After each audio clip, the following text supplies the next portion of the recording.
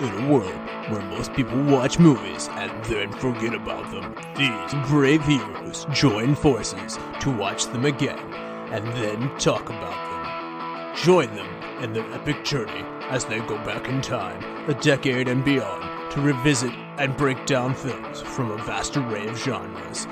Do these movies hold up over time? Are they classics? Find out on Retro Movie Roundtable. Starring your hosts, Brian Fry, Chad Robinson, Dustin Melbartis, Lizzie Haynes, and Russell Guest. Coming now to headphones in your ears. Welcome all you lords, ladies, and knights to the Retro Movie Roundtable. Welcome to the show where we watch movies and then talk about them. I am your host, Russell Guest, and joining me today are my good friends and my co-host, Ms. Lizzie Haynes, from Louisville, Kentucky. Lizzie Haynes. How you doing, Lizzie? I am doing great. Excited to be here. Okay. The Godfather himself is back. Mr. John Flack from the Greensboro, North Carolina area. How you doing, sir? Doing great, man. How are you? I'm good. So, today has a scary movie character that ends up being not so scary at all. What is a movie that scared you, but you came to love it in the end? John. Pee Wee Herman's Big Adventure. Large Marge. Kind of freaked me out when I was a little kid, but I loved that movie. That's awesome. That's early. That's Burton's first, and yes, that's his job to scare you a little bit, but then also to make you love it. So that's textbook Tim Burton. Wonderful. Now, Lizzie, how about you? What's a movie that scared you, but you came to love it in time? I really went with a classic villain for this one. So Star Wars scared me as a kid because of Darth Vader. And naturally, as I got older, I learned to love him. And, as time goes on, he's the main character. I know that's obviously not so hot take because everybody loves Darth Vader, but it's about Luke and it's about the Jedis. But, really, you're buying the ticket for Vader. Wow. If Chad were here, he would give you 3 big pats on the back for that one. So, mine is going to be The Wizard of Oz. The monkeys, the Wicked Witch of the West, the lady on a bicycle. Not a very nice lady, even before she was a witch. A lot of scary stuff in this movie. Poppy fields, blowing gas all over the place. I love this movie now, but it kind of got me when I first saw it. I was about 4 when I saw it. So I remember kind of like being like Kevin McAllister, where you put your hands over your eyes and then kind of like part them a little bit on one eye. So now, what's the last movie you saw, John? I actually saw Wakanda Forever. Oh. It was really good. I really enjoyed it. I don't want to give any spoilers, so. Much appreciated. Yeah. And Lizzie, what's the last movie you saw? I saw Spirited. It's the newest Christmas movie with Will Ferrell and Ryan Reynolds on Apple TV Plus. And I gotta say, I had no expectation going into it. Anyone that knows me knows that I love a good musical. So from about 5 minutes in, I looked over at my husband and said, I have an instinct that I'm gonna love this movie. There are some Christmas movies, I would say that you've got your categories that we're going to put Christmas movies in. One being your classics, you watch it every year, and then your other where it's kind of more of your Hallmark Christmas movies where you watch it once, you enjoy the experience, and you don't really ever care to revisit it again. Unfortunately, I'm going to put Spirited in the latter, but it was a good time. While I was watching it, I enjoyed it. The cast has me intrigued right away, for sure. These are people I like, so I'm interested in both of these movies. Last movie I saw, I've been doing a lot of these Disney animated movies. This will probably continue over the next year. So I watched with my 3-year-old son, we watched The Great Mouse Detective from 1986. So so good. That's I loved that one. So yeah, I'm having a lot of throwbacks to movies I saw when I was a kid. And I know I saw them, but I have no idea of how I take them in as an adult. I'm kind of afraid going back to some of them. And you know what? They usually don't disappoint me. So this one didn't disappoint me either. So I'd say you can still have a great time with The Great Mouse Detective. He's not the mediocre mouse detective for a reason. Right. Lizzie, what movie are we going to cover today? We are going to cover Home Alone 2, Lost in New York. All right. Now, for those of you who haven't been following the show for like the last 5 years, John and I did this one, like one of our first 10 or 12 episodes in the very first season with Home Alone 1. So we are going through this series, one out of it, one for every 4 years or so. So in 4 years, we must come back together and do Home Alone 3 then. So Absolutely. Russell tells me it's palatable. And in 8 years, we have to do Home Alone 4, which that'll take a little more constitution. I'll be sick that day. You'll be sick like the kid from Home Alone 3. Got it. Exactly. Home Alone 2 Lost in New York comes out in 1992. It grosses $28 million. It is, compared to the $110,000 of the original, the budget was $28 million. So this budget was way, way, way, way more than the original. It grosses $173.5 million domestically. It even starts off stronger than the first Home Alone movie, which did very, very well. And it doesn't quite finish out as strong throughout its full run, but it still grosses an enormous amount of money in the United States and finishes with $359 million worldwide. So it places at number 2 in the box office that year. Very strong finish, and it is only second behind Aladdin, and it comes in ahead of Batman Returns. So strong performances from the box office here. Now, IMDb does not treat this movie too kindly. It gives it a 6.8 IMDb rating. Now, that's not very strong, and the critics of Rotten Tomatoes give this a scathing 35%, and the audience score is a 62%. Now, all of this surprises me, but John, you've seen this movie before. Are these reviews? Are these fair? You know, I just recently saw those reviews myself, like doing the homework, and I was surprised myself, and I had to ask myself why. And I think it's just I saw it in the theaters, like I was so excited for it. I'm always going to have a good time with this movie. So, I've seen this before. Has it changed for you coming back to it as an adult? Like, do you feel like it's bottoming out for you as you've grown older? No, but it's a different perspective. But it has aged in certain ways. But I think it's weird to see it from a parent's perspective at this point. Sure, no doubt. And Lizzie, Agreed. are you with the 35% of the critics who like this movie? Yes, I love this movie. I'm shocked by that. I am so shocked that it's not higher. I would say, there's those great conversations about the very few sequels that are able to surpass the original, or at least just at minimum meets the expectations that the original had. And I would say, you hear all the time of Star Wars, Empire Strikes Back, and Godfather 1 and 2. And I would say that Home Alone 2 Lost in New York, I think it's better than the original. So I'm shocked to hear that. That's as hot as the pizza that they opened up in front of the limousine with steam rolling out of it. No. I love this movie. It never gets old for me. Like I was saying earlier, how you've got the classics and then you've got the movies that you watch them once and then kind of just file them away. For me, I don't know if I ever remember a time where this wasn't a movie that I watched during the holiday season. It's just a classic. It's full disclosure. We are probably the age where we absorb this at a point where we're very forgiving to it.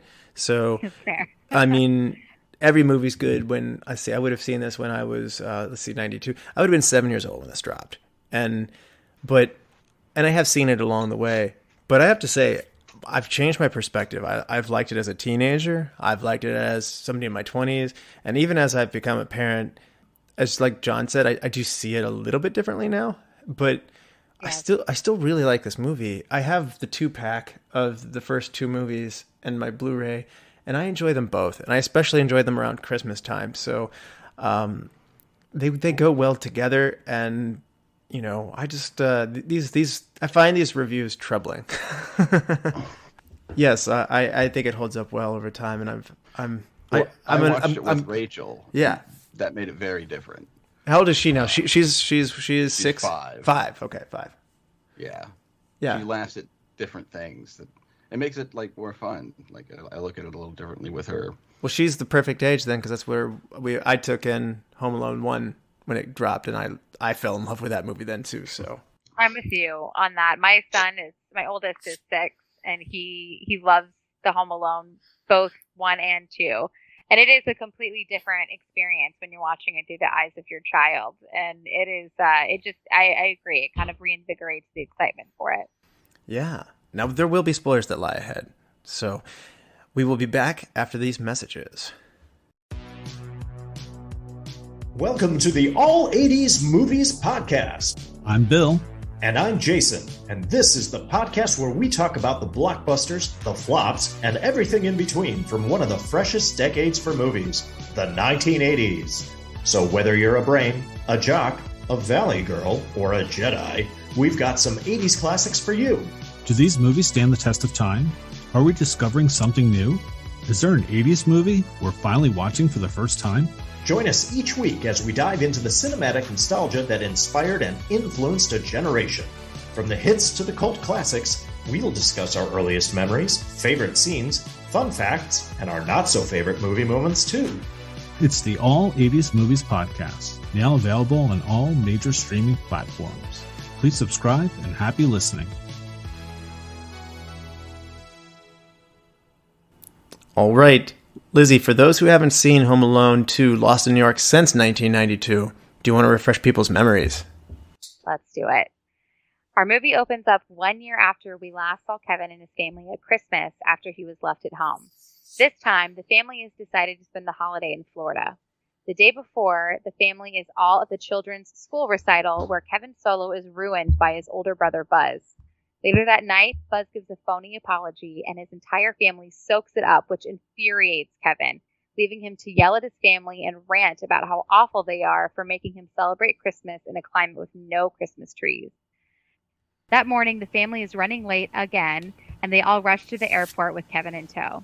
As the family rushes, Kevin falls behind to make sure he doesn't drop his Talkboy recorder that houses all of his family members' voices and infamous Tommy gun quotes.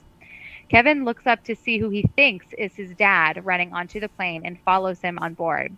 It's only when he's landed that he realizes that he's boarded the wrong plane and is now in New York City. Kevin's family, in their usual assembly line, don't even realize that Kevin's missing until they arrive in Florida. Meanwhile, Kevin goes to the one place he's seen in commercials, the Plaza. Luckily, Kevin has his dad's bag in hand containing his wallet. And using his Talkboy, Kevin calls the front desk, makes a reservation using a slow, deep voice, and later explains the check-in and sells the receptionist on a fake story that his dad's working in the city. Kevin successfully checks into a suite complete with room service ice cream. The concierge suspects that Kevin is up to no good, and after some callbacks from Tommy Gun with the help of his Talkboy, Kevin is able to fool him into thinking his dad's in the room. In a final attempt to catch Kevin, the concierge treats Kevin to pizza and a limo and to buy some time to dig up dirt on Kevin and potentially his stolen credit card. While out, Kevin discovers a toy store, Duncan's Toy Chest. The owner tells Kevin all purchases will be donated to the Children's Hospital. Kevin makes a donation, and the owner, in exchange for his kindness, gives Kevin an ornament with 2 turtle doves. On his way out, Kevin is stopped by his old enemies, the Wet Bandits. He flees over to the plaza, but is met with the concierge who informs him that his card is in fact stolen, and Kevin runs back out right into Harry and Marv. The two tell Kevin their plan to rob Duncan's toy chest and all the money intended for the Children's Hospital. Kevin manages to get away and run into Central Park. It's there that he meets a woman feeding her pigeons. She appears frightening, but it turns out she's kind and welcomes Kevin's company. The two sneak into Carnegie Hall, and the two realize they have more in common than they originally thought and become friends. Kevin isn't done yet with the bandits and decides to foil their plan. Kevin, utilizing his uncle's empty house, rigs it together with the perfect traps for the bandits. He meets them at Duncan's toy chest, sets the alarm off, and lures them into the house where they fall victim to Kevin's plan. Kevin and the bandits end up in Central Park, and just when Kevin needs him the most, his new friend saves the day with the help of her pigeons. Kevin's family is now in New York City, and his mom knows exactly where to find him, by the one thing he wanted, a Christmas tree. There, her and Kevin reunite and return to the hotel, where the family enjoy a Christmas morning at the plaza. That morning, Kevin finds his new friend and gives her one of the turtle doves as a sign of their friendship. and they all live happily ever after. That's right. And so I've got to say, one of the things that makes me wonder, or the only thing that really can come to my mind, is the Home Alone 2 here is retreading a lot of ground from the first movie. There are many similarities, aren't there? John, talk about how this movie kind of retraces the footsteps of the first one. I mean, from the beginning of the movie, it's just like deja vu. Like, I can't even wonder. It's like how the family can't even feel. It's like, does anyone think something's bad is going to happen? This is exactly how it happened last year. They do add in new elements, of course, but you know that they really retread a lot of the same things. I mean, just with the brother there and the uncle, everyone gets mad. It's kind of not Kevin's fault, like, but he could have done better. You know, going to sleep on the third floor, and we're going to wind up somewhere differently. And this time it was New York, just not staying at home. Yeah, Fuller still can't beat his bedwetting problems either. And Poor guy. Uncle Frank's still a cheapskate. And, you know, Marvin It's Harry. more of the same. Yeah, Marvin and Harry are back. They brought the same robbers back, which, Lizzie, is this a good thing? Yeah, I love it. I mean, I think it's a movie about a 10-year-old. So I think that you suspend your disbelief and take it with a grain of salt. I think when you watch the movie, you just know that you're going to have fun. And so they just recycle the same formula that they used in the first one, which I can appreciate for people who are wanting something new and fresh. But I think this movie really is just a love letter to the first movie. And I love that about it. They take all of the elements that make the first movie iconic and just elevate them. Yeah, and I think that this is probably what people are probably hammering on. Like the fact that sometimes a sequel is defined as lazy. Like I'm going to use The Hangover 2 and 3 as kind of like examples of movies that are retreads of we need to hold the same framework, and we everybody likes this and we can't change it too much. And I think 22 Jump Street makes a lot of comparisons of and pokes fun at, like, you know, satirizing the fact that sequels do this. But I'm going to make a case and say Home Alone is a very, very enjoyable movie for me. And when you go beat for beat remakes, including keeping the Christmas spirit in it, you've kept all the elements that worked for me so well that even if there are some diminished returns, you have an incredibly enjoyable movie for me still. I still love Joe Pesci and Daniel Stern. A very talented cast. Yeah. And by the way, you've added other things that I like into it too. Rob Schneider and Tim Curry are very funny in here. Yeah, and I'm you got me on record. Rob Schneider's funny in here. So I mean, you know, they've done some great things in the cartoony nature of how these. I think the pranks are dialed up a notch. They're more deadly technically. And I found that some of the critics got on their high horse about this. They said, you know, Ebert said cartoon violence isn't funny in real life. We can hear their bones actually breaking when they hit the pavement. And it's like, wow, what an incredibly stuck up thing to say. I mean, it's ridiculous. Marv's getting electrocuted and he turns into a skeleton. It is Looney Tunes in real life. It's funny. And, like, I disagree completely with Ebert. It's incredibly funny. If it wasn't funny, The Mask wouldn't be funny. And The Mask is hilarious. So, I mean, I don't know. Maybe I'm lowbrow in my humor, but I disagree highly with the notion that this is disturbing, that this mouthy kid's running off on his own and you know, getting into, throwing pipes and bricks at people that would actually kill somebody. That's not the reality we're in, Lizzie. You pointed it out. Like, you know what you're in for. You especially know what you're in for because you've done it before. So Exactly, yes. My biggest complaint is going to be the title is We're Not Home Alone. We're in New York alone. That's it. But we did talk about some things that they did new here. John, what are some new things that you were enjoying here? Because there are some differences.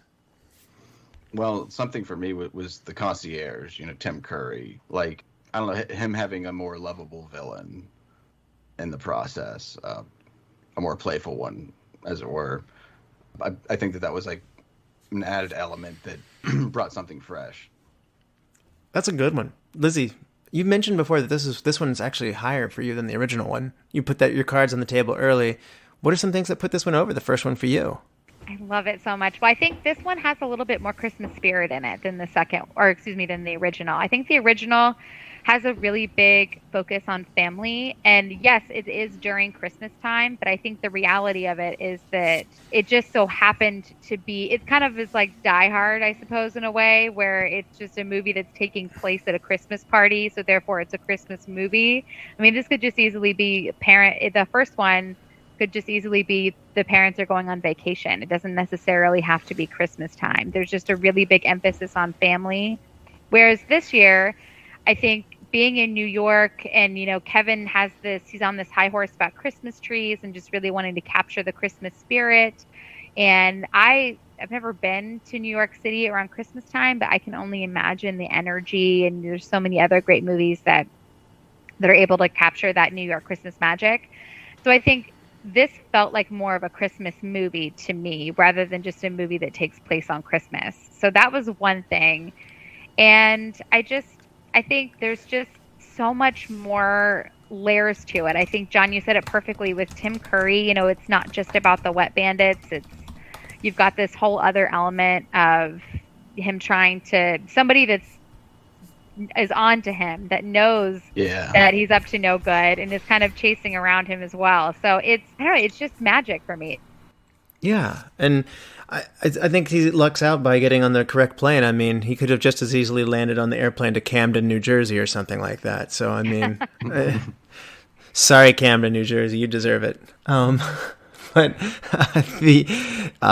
you're right. New York it's a love letter to New York in many ways. It's shot like a nice travelogue, whereas the other one was Chris Columbus, not the explorer, the director of the movie. The director said that the house was a big character for the first one, and this time we have the ability to expand to a whole city. And New York is a very charming place at Christmas time, and this is a nice travelogue. I mean, you are seeing. The Statue of Liberty is filmed in this, the World Trade Center, the Rockefeller Center Plaza. You have so many of they actually did not use FAO Schwartz Toy Story in this one. As a kid, I just assumed it was, like where Tom Hanks jumps on the piano and Big.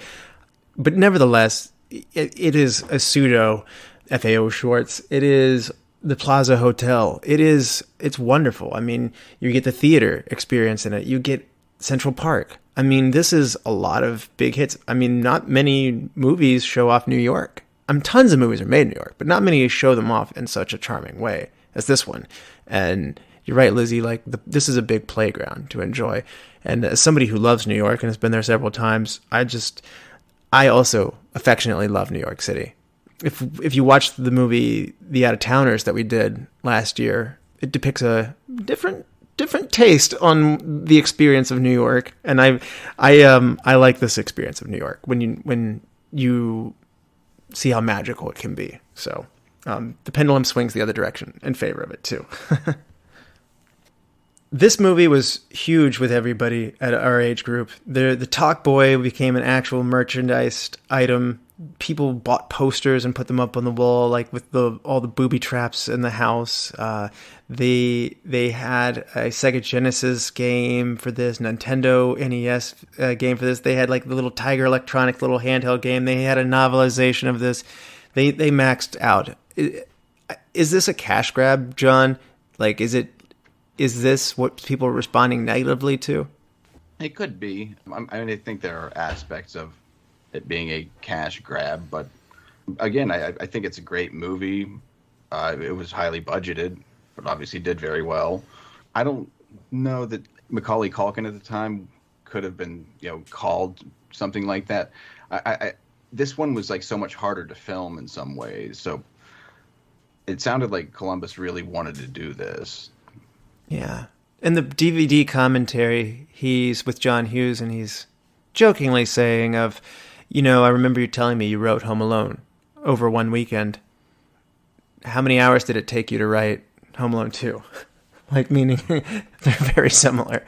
But even as they're saying that, it's like, It's still good. John Hughes has that golden touch. He loses it a little bit at the end of his career shortly thereafter, but I mean, this is the end of a very long and amazing run for John Hughes, who is somebody who I absolutely love his career and enjoy it.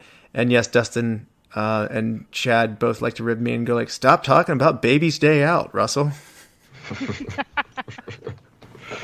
We also really have Chevy Chase to thank, right? We have Chevy Chase for being so obnoxious and rude, because if not, isn't that the lore of how the original Home Alone got made? That Chris Columbus was going to film National Lampoon's Christmas Vacation, and Chevy Chase was so awful that he was like, I can't work with this guy. You got to put me on something else. And so I was like, okay, we'll just do this. And that's the birth of Home Alone, I'm pretty sure. So thank you, Chevy Chase, for being rude. the one time it pays off. He's the one and only guy that you kind of make that exception for. Is like, yep, he's a jerk, but he is funny. Like, it's like if you can be arrogant and untalented, and that is the worst thing you can be. But if you're arrogant and talented, you're at least like, well, at least he's talented. I'm not gonna lie. This is a rant for a different day. I know that I'm gonna get some hate for this, but I don't like Chevy Chase, and I also don't like National Lampoon's Christmas Vacation. Oh no! It's just, I know, but I want a movie that's gonna make me feel jolly and in the Christmas spirit. And he is just such a Debbie Downer, and it's just, it makes me so upset. And that poor family that doesn't have any children, that just want to enjoy their Christmas alone and enjoy their life choices of not having any children. They just get tormented. And oh my gosh, I just could go on and on. I try so hard to like that movie, and I just can't. A couple of lights went out on your Christmas tree just now, Lizzie. We'll have to see if we can. Man, we need some. I can't do it. That silly uncle that with the big dog is like the only saving grace of that movie. But aside from that, I can't get into it. Well, I want to ask also. 2 years go by. They say in the movie it's 1 year, so they're saying he's 10, he's 11, because it's 92 that this drops, and so we obviously, children grow up a lot. So Kevin is a lot different this time, and John, having covered this before, does it still work? Does Macaulay Culkin still have that magic that made him? And by the way, he was a super celebrity at the time. He was on the cover of magazines. He was paid $4.5 million to star in this movie. He was in Michael Jackson's music videos. He was with Michael Jordan and shoe commercials.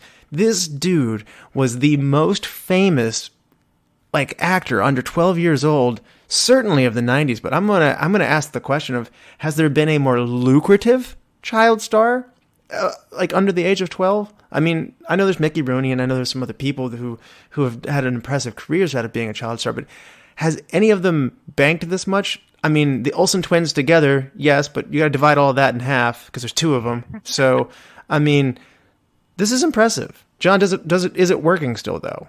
I think it's still working. I mean, the magic is still there for me with him.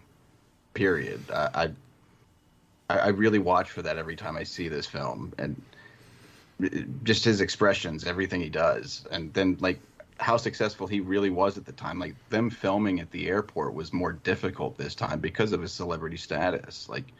And they had to do it in February, and just leave up Christmas decorations. I think that you can't say that there's a more lucrative child star that I remember, at least. Yeah.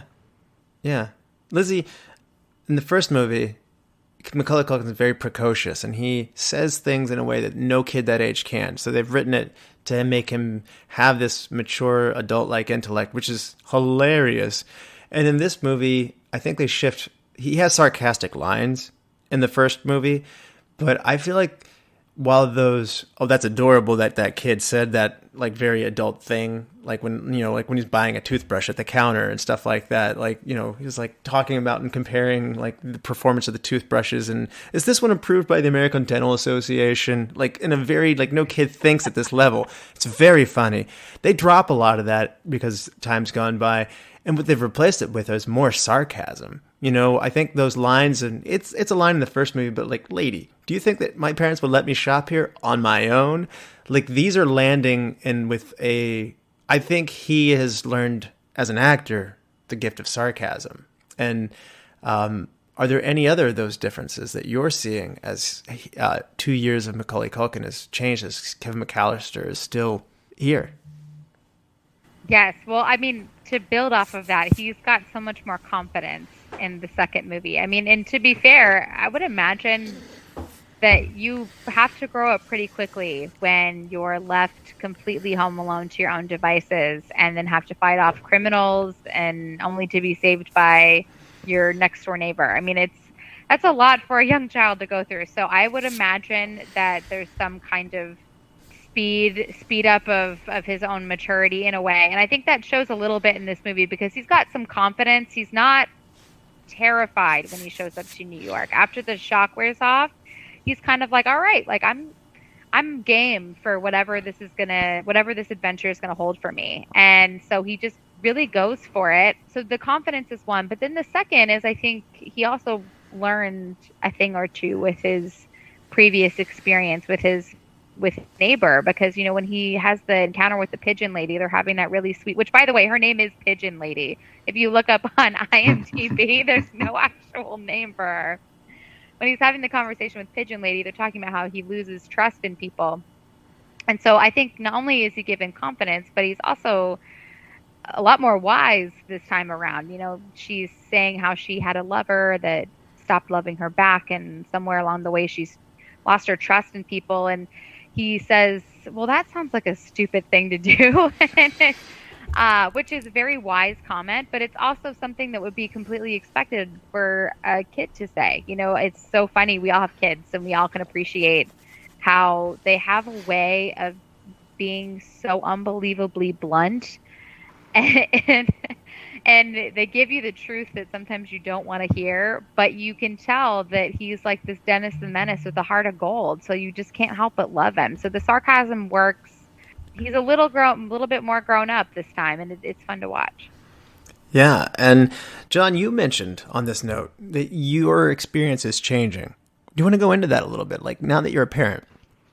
Well, you know, the first thing I guess to address would be like kind of the worry factor of like if you did get separated from your kid in that capacity, how awful that would be. But watching it with your kid is just totally different. Really, even in the first film, I remember one of the first things Rachel really laughed at was that pack my own suitcase. Like that wasn't even something that I would think to laugh at this point in my life. So it kind of brings the magic back to moments that I forgot were there, like doing that again. So it's really delightful. Have you gotten to watch it with your child yet? Lizzie might have with some older ones, but no, Grant's not there yet. At age 3, I don't think we're not ready to fully appreciate it yet. I think there's nothing terrible here, but I think there's also a desire to hold it for the right time too. Yeah. I can see that. My oldest is 6. He'll be 7 in January, and he's seen both, and he loves them both. And he's at that particular stage where we've been very careful as to entering violence into his repertoire of things to watch. And I remember when I was a kid, my paternal grandma, we all called her Ninny, she would not let us watch these movies. So like for us to watch Home Alone around Christmas time at my grandparents', it was like we were being rebels. Rewatching these movies now and seeing whether or not they're appropriate for our kids, it's really it's fun and it's tongue in cheek. And yes, like you were saying earlier, like there's violence that would most certainly result in death in a real life situation, but it's performed, Joe Pesci, and like the performances are just so campy and so much fun that softens the blow, no pun intended, where I think it makes it a little bit easier to swallow. And so my son loves the booby trap stuff. Like to him, if he could set up an entire booby trap in his room, that he would. Like everything about Kevin McAllister is what my son wants to be. John Hughes just really knows how to write for multiple levels on this because I think it's very rich. Both of these movies experience completely differently. Now, I don't think this movie goes into it as much as the first movie. The first movie, there's something really brilliant that I never even saw as a kid. You see Catherine O'Hara's frustration with Kevin and how much parents sometimes might want a vacation from their kids. And what was beautiful about the first movie, Kevin was sick of his parents were sick of Kevin, but being miles apart from each other, unable to be there together, made them both appreciate each other. And this movie, if you don't want that much sentimentality going into it, this movie is more fun, if you will, and less into the emotional. I think Pigeon Lady's not as of a hard hit. Old Man Marley and his, estranged son, who he reconnects with in that one, is very touching in a way that this one plays it a little easier. And so I think there's a tone shift in this one. So they're not playing for feels as much here, but it doesn't mean they're not there. The Christmas spirit is still intact here, and Kevin's mom does still really want to get back to him. It's like more pushed to the end when she's like, Tim Curry's like, I really don't think you should go out in New York on your own, madam. Like she's like, Do but the love. yeah, she slaps him across the face with her glove and like, do make sure you wear a coat. I will say though, that scene does make me angry because she's so quick to blame the concierge. Like she's like, my son is lost in New York City because of you. And if I were Tim Curry, I'd be like, well, hold on. Let's not get carried away with ourselves, ma'am. I don't think that he's running around New York City because of me. Let's think about how Kevin wound up in New York City. So I do, watching it as a parent, I think, we all love to look at situations like this and be like, oh my gosh, I would never. But I would hope that I would never let my child get on the wrong plane or do any of those things with any one of my kids. But I can appreciate what it feels like to really just drop the ball as a parent. Things just happen and it's life. And so this is obviously done in a very hyperbolic way. But I think what is missing from Catherine O'Hara is some kind of guilt. Like she has absolutely zero guilt in this movie. they are like, we did it again. Yes. She's like, yeah! And then she just falls over. And then after that, she's just mad at everybody. And I'm like, where is the self-awareness that you have done this? Like, this is your fault. And that's probably something I would have changed about her performance. But otherwise, it was great. The policeman in Florida was even kind of looking at him like, you guys are terrible parents. Yes, like it's not funny that this happened. Catherine O'Hara agreed. She even said that she was concerned that there wasn't like more of her being concerned. Like, yeah, I think there's something interesting in this though. In the first movie, you've left your child behind on accident, and there's some safety about the home. There's familiarity, and while the neighbors weren't around, there, in theory, would be people you would trust in the region. There might be grandparents in the area. There would be teachers. There would be other, there's an expanded network in your hometown. Here, he's in New York City, which is a big, scary place. And I think one of the things that I'm putting my head into the people who get real stuffy like Ebert, who are like, this isn't funny, this is violence, and kids can't watch all this violence. I think those stuffy people are also looking at this. Kevin runs away in New York. He didn't go to the counter and just say, hey, I got on the wrong flight. And that's probably what most kids would do. I know that's what I would have done. But,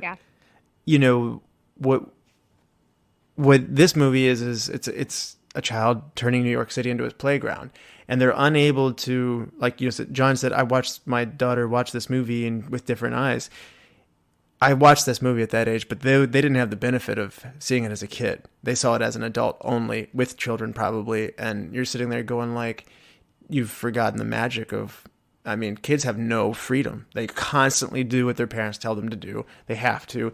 And this is a notion of what would a kid do with free reign. There's another movie that comes out in the same era called Blank Check, where the kid in it gets a big check for tons of money and can do whatever he wants to do.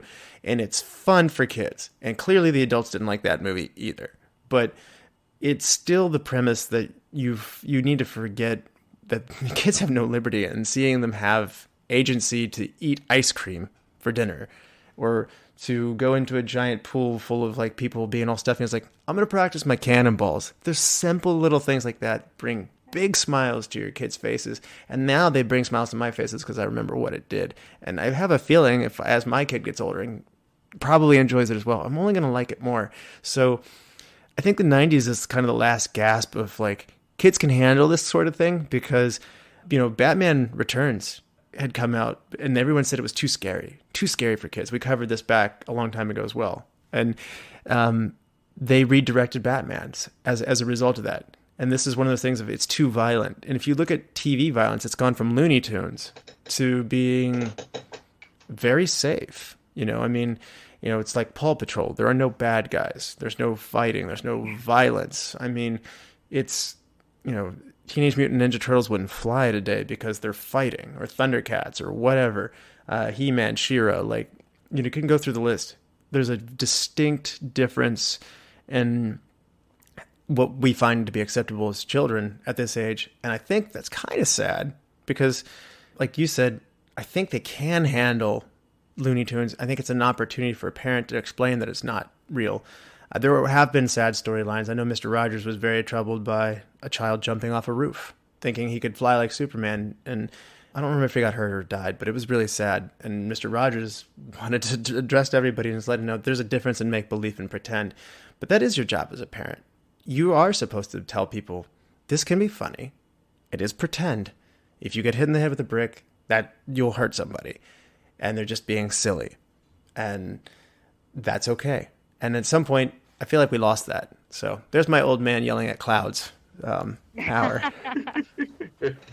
I agree with you. Well, one reason why this movie could never work in 2022 is that if your child doesn't already have a cell phone, then we would have one of those little iPhone discs that's a little tracking device that you just stick in their backpack and take them everywhere we go. You know, my son has a Gizmo watch that he can make outgoing calls to, that is also a tracker that we send him to school in. And, you know, it's just, we're so oversaturated with the ability to track and keep tabs on our kids. But then I totally agree with you also, Russell, that there's this oversensitivity of wanting to shield them from so much. And while I can appreciate the sentiment, we're really missing out on some opportunities to just let them be kids.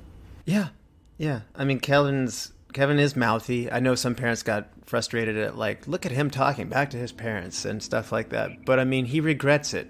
I mean, follow the character arc. I mean, he wants his family back. So it's odd that he has to learn the same lesson again the very next year. But hey, if you're a parent, you'll notice you sometimes have to remind your kid more than once to learn some lessons. So you would think that being left from home would be traumatic enough to remember for the rest of your life, but it's interesting. Macaulay Culkin's father negotiated with the studio that he would have to be in The Good Son, which is a very different kind of performance where, you know, he's kind of a bad guy. He's a problem child and kind of sinister child. And in order to not typecast him coming out of this, I don't know that it worked. You still think Macaulay Culkin, you still think of Home Alone type things, Richie Rich and things like that. But this paves the way for him to go do My Girl and things like that start to break the mold for him a little bit. So it's interesting. Brenda Fricker is the pigeon lady. She goes on to be an Oscar winner. And interesting, we have Joe Pesci. He's an Oscar winner himself, coming off of an Oscar here, coming into this movie. And Macaulay Culkin asked him, why don't you ever smile? And he told him, shut up. And Joe Pesci just kept this stern, sour Joe Pesci act going the whole time. And Joe Pesci said, he's pampered by a lot of people, not by me. I think he likes that. So it's so funny to see Joe Pesci involved with this production. I remember seeing the interviews before of them telling him, like, hey, don't use the F-bomb, Joe. Like, you know, like, you can't say that. Like, and so he goes around muttering gibberish as he gets hurt. He's such a funny person to see associated with this. Like, Daniel Stern seems like a kid who's just enjoying himself in these interviews. And Chris Columbus is somebody who really enjoys working with kids. You know, he did the first Harry Potter movie. He did Dennis the Menace.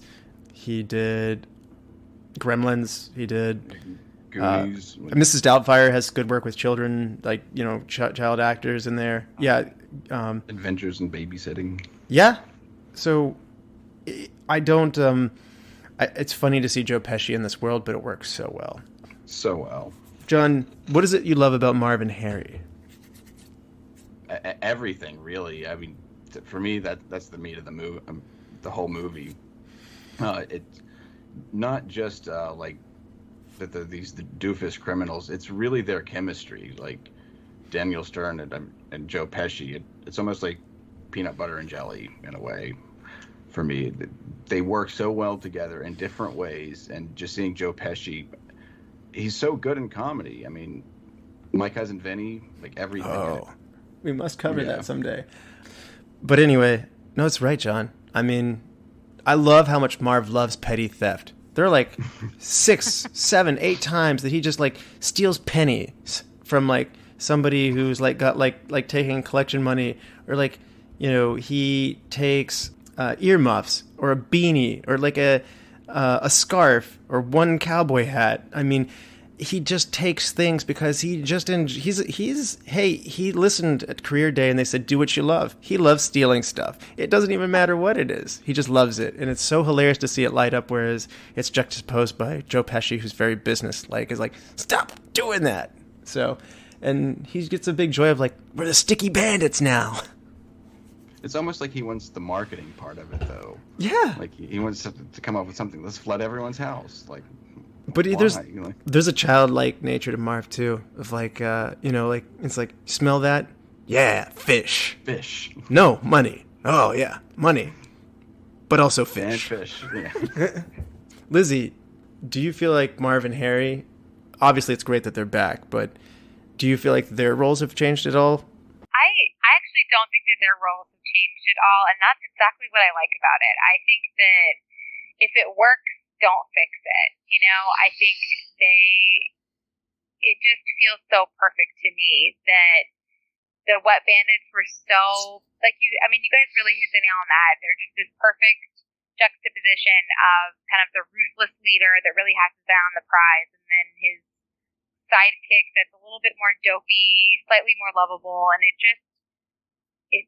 works. I'm glad that they added in the concierge and that whole storyline, because that gives you a little bit more meat to the story. But John, I'm with you. I think you go for the laughs that you get from the Wet Bandits, 100%. So last time we had John Candy in this movie, and he was going to do a cameo and pop into this one again. And last time Kevin McAllister puts the aftershave on and screams into the mirror, and they actually filmed a scene and then cut it, saying like, no, this is where we've gone too far.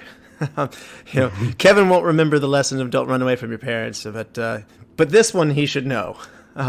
So there's some interesting moments like that, but there are some fun cameos to be had here. Chris Columbus is in the toy store holding his daughter at one point, and let's talk about somebody we can all agree on across, no matter who you are, Donald Trump. Lizzie, there's a former president here in this movie, Mr. Donald Trump, in the Plaza Hotel. This cameo gets more and more surreal with time. So Sure. I said to my son when we watched it for this podcast, and you know, for a 6-year-old watching the movie, and he obviously has no idea Donald Trump is or was or anything about him. So for him, that's the total throwaway scene. But I watched that and kind of very surreally said, "Son, that was the former president of the United States." And like couldn't really laugh about it, and was just like, "Someday when you're ready, we'll talk about it." it does. I mean, But talk about things that are not appropriate for 6-year-old ears. Do people feel well? Okay, nobody feels the same way about Ronald Reagan as they feel about Donald Trump in terms of the personalities. But I am wondering, do some people have this like moment like with old Ronald Reagan movies? Like, to me, he's the president, but like, do people from a former generation who knew him as an actor like have this like, wow, anybody, and I really mean anybody, can be president now. So I wondered that his one line is, "It's down the hall on the left." So Chris Columbus claimed that he was bullied by Donald Trump to be in the movie, which does sound about right. So he is the owner of the Plaza Hotel at the time, and Columbus wasn't really happy about forcing him in there, but test audiences cheered and really liked it when Trump as a personality appeared in it, so he ended up liking it in the end, but he's like, "It's my hotel, I gotta be in the movie." There's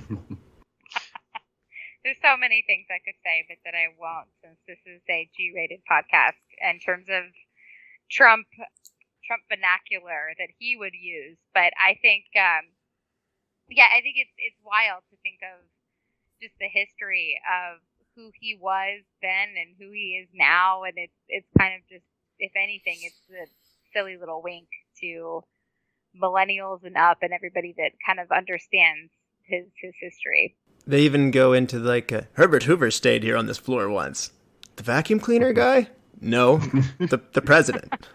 And so it's funny that he just walked past an actual president on his way there. Again, this gets more and more surreal. And of course, there's movies within movies.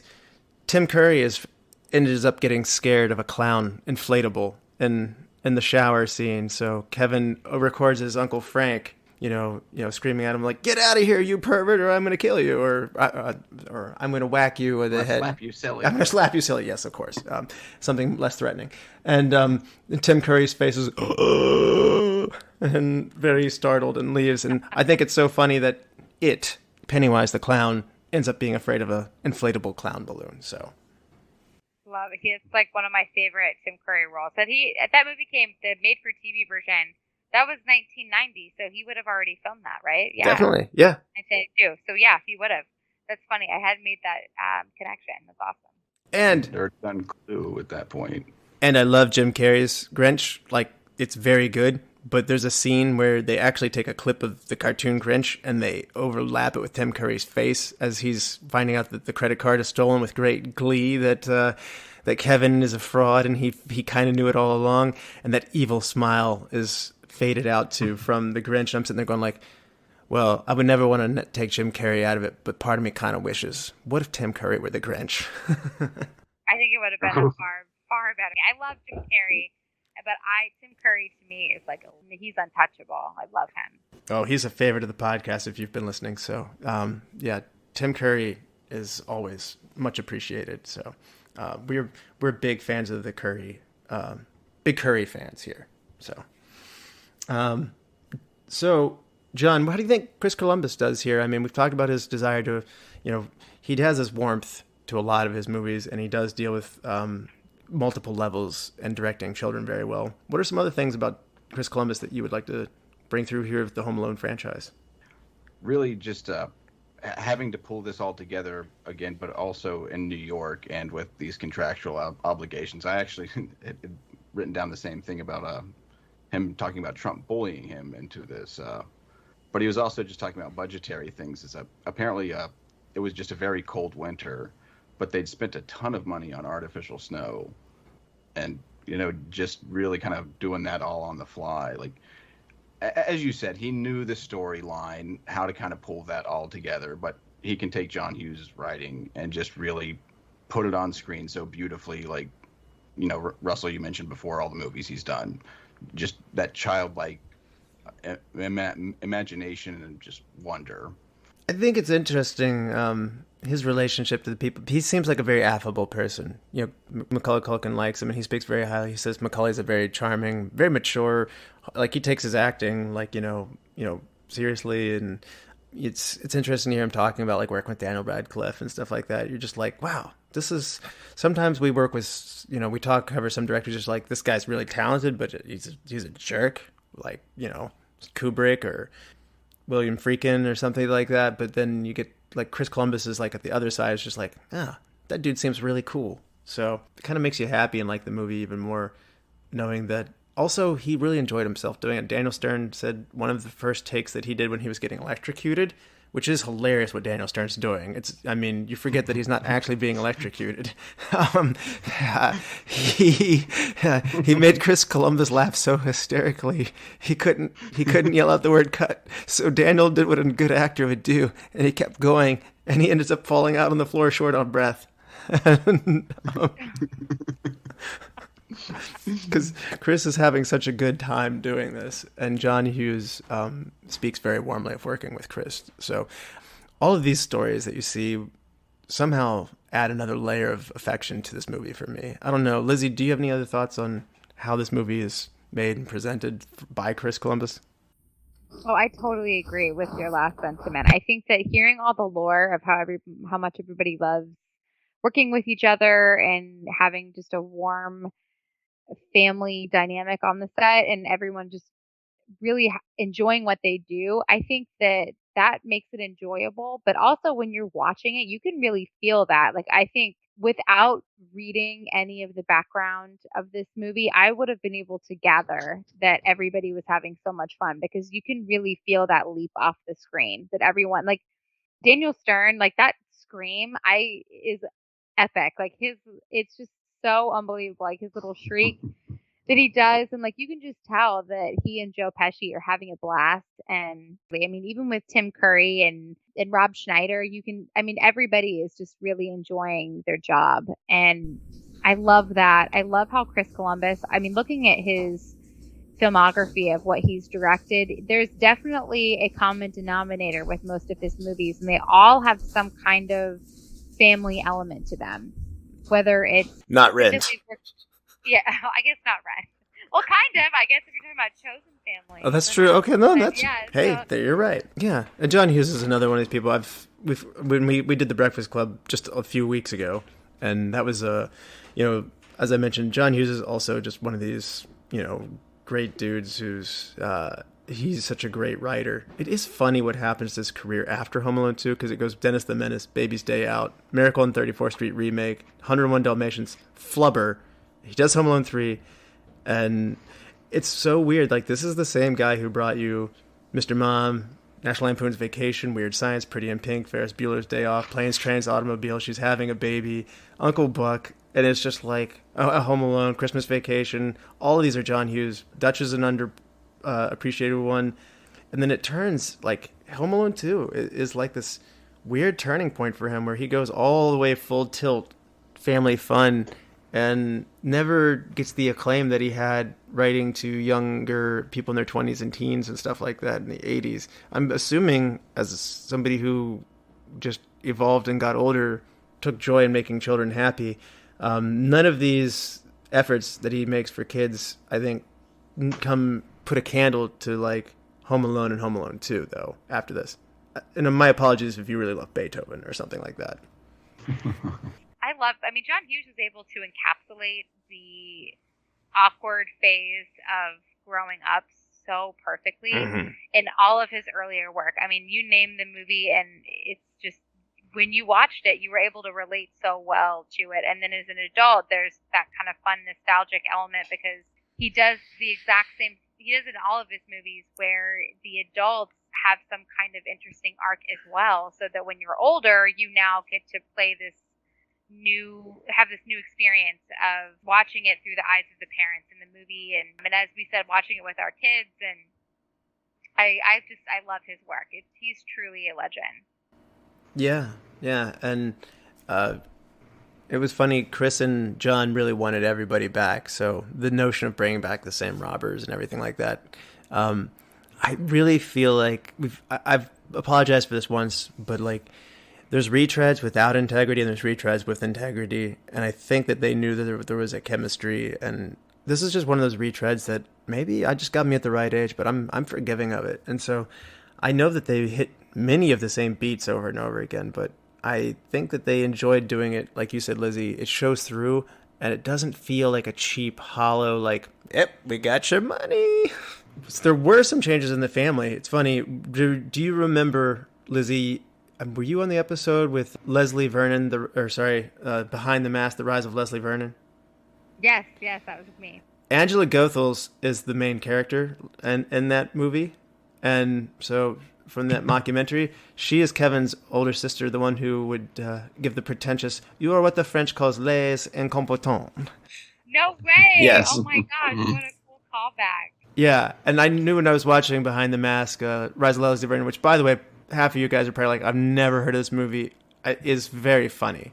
You should check it out if you're a horror fan at all. Like, it's a very fun thing to check out. But Angela Goethals does not return here. She gets replaced. She's like one of the only people who doesn't get to come back. There's no explanation on it. And then also Kevin's oldest sister, Heather, I guess, or cousin Heather, she's just gone. Maybe she's in college. No explanation. It's like the Family Matters, like the like one of the siblings in Family Matters just disappeared with no explanation one day. So obviously none of us noticed. I'm still like, hey, that's the kid from Pete and Pete, right? So I mean, the most of the family, Fuller is Macaulay Culkin's brother, Kieran Culkin, as well. So it is fun to see all of these little pieces. And Gary Bamman, who I've started to connect dots of who he is as Uncle Frank. I like this family, and I actually think it's sad we didn't get a cash grab third movie. And this is where I'm going to ask, would you have wanted... Macaulay Culkin retires from acting. Funny thing to say as a young person, but John Hughes wanted to do a third one with Macaulay Culkin. They're varying, conflicting stories about what he would have done with the character. Would you have wanted a third one with Macaulay Culkin, Lizzie? Oh, for sure. I don't know exactly how you would do it because I think your two options are you're either home or you're not. So I think now that they'd have to kind of put something else into the element where if they were going to be back at home, then how are they going to configure that? Maybe possibly a good idea for a third would be he's older now. He's old enough that he can be left home alone by choice, and the Wet Bandits are finally coming to exact revenge. That would be a good movie. I would watch that. Yeah, so you're waiting more than just 2 years and having him be 13. Then you're going for like a 15-year-old or 16-year-old like Kevin or something like that. I think something like that. I think legally, the age is different for every state on when you can leave your kids home alone. But I think I would say I would bank. I think it would be funnier if he was a teenager. For sure. Interesting, John. How about you? Would you want a Home Alone 3? And if so, what would your headcanon be if Kevin McAllister got back in the saddle one more time? Honestly, if it came out in 1994 and I was 9 years old, I'd say I don't care what the storyline is, just give me more of it. Like I just want the booby traps and all that fun stuff. Like I'm with you. I'm a simple guy. I was like, this time instead of bricks, we're going to be throwing cinder blocks. I'm like, that's brilliant. Anvils. Yeah, anvils. Where does he come up with this stuff? Fantastic. So you're on board no matter where it is then. Yeah, at that age, absolutely. I actually thought, wouldn't it be funny if there's a road trip version when Kevin gets like into like spring break in like his senior year of high school and the Wet Bandits get out of jail and it's been enough time to serve their sentence and to come after him. And so you're taking it across the country instead of just New York City. And yes, if Daniel Stern and Joe Pesci are on board with doing this, I think you're right, John and Lizzie. Like it doesn't matter what's happening. These three are pure gold. In fact, Tim Curry being on a beach somewhere on vacation would be a nice cameo. So, yeah, it's a shame it didn't happen. I wish he hadn't retired. We do get a Home Alone 3, and I went into that one thinking this is gonna suck. And I'm like, it's fine. I could not tell you the differences between 3 and 4. I just remember that the air kind of got out of my tires. Now, to be fair, 3. I was much older. So yeah, when you're, I didn't even see it then. Yeah, it's just when you're a teenager, it's the last. I think the magic kind of got taken out of 3 and 4, so that when you are a teenager, it really does just kind of feel like this flat story where they're just going for the gimmicks, but there's this love and magic there. Absolutely. I never lost it. I've watched it so many times. Like Home Alone was one of those like every years for me. So Home Alone 2 may be like every other year or something like that. So I never lost track of it personally. Did you, John? No, I never lost track of it. I mean, I probably watched the first one more, but I loved the second one just as much. I love how the pigeon attack sequence was real.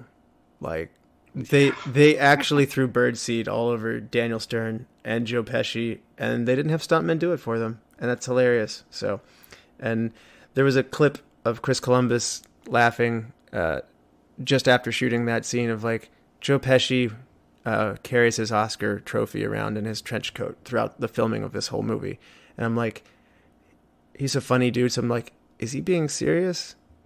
Because he might. Like, does he just carry it everywhere?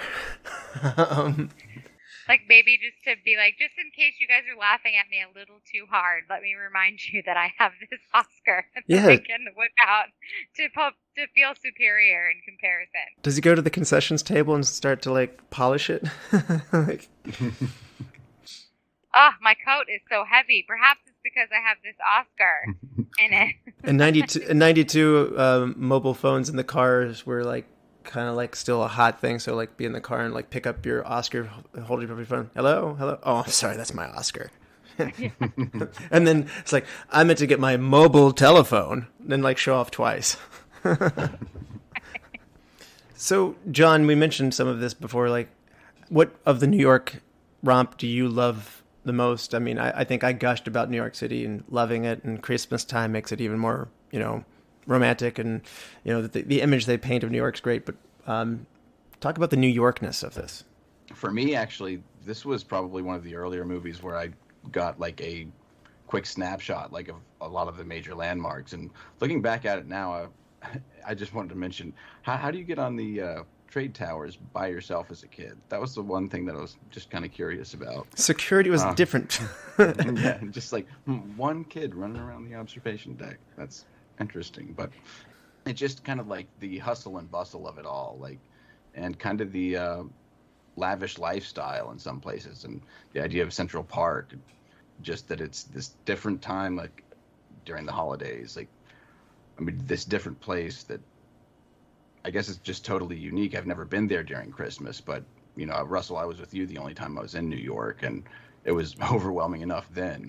But it's just also how Kevin, I guess, kind of takes it on, and like that's the New York mentality, right? Like, yeah. Tim Curry said himself of like, New York's a magical city, and to have a credit card with funds on it, to be able to have any kind of weekend you want, even as an adult, it's still an exquisitely amazing thing. Like that has an allure to it, but even as a kid, like that seems extra amazing. So like Tim totally got like what joy that brought to the notion there. So Lizzie, what New York things made you the happiest here? Like, why is New York, you mentioned again, this is better for you. Why is it better in New York?